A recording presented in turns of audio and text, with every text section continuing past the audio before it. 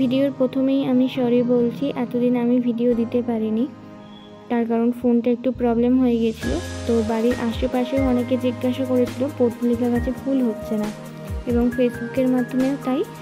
তো আমারও সেম সমস্যাই হচ্ছিল, তার জন্য আমি একটা ভিডিও করে দিলাম।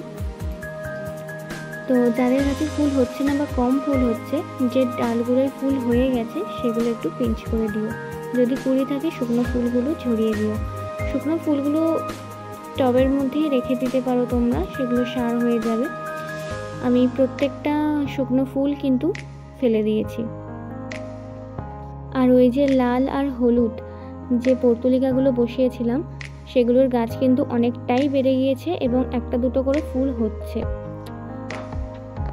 আর তার মাঝে দিচ্ছি কলার খোসা পচানো জল, আর বৃষ্টির জল তো রয়েইছে। আর এই কদিনের মধ্যে জল শুকিয়ে গেছে, অনেকই রোদ উঠেছিল কারণ ছাদে গাছগুলো ছিল।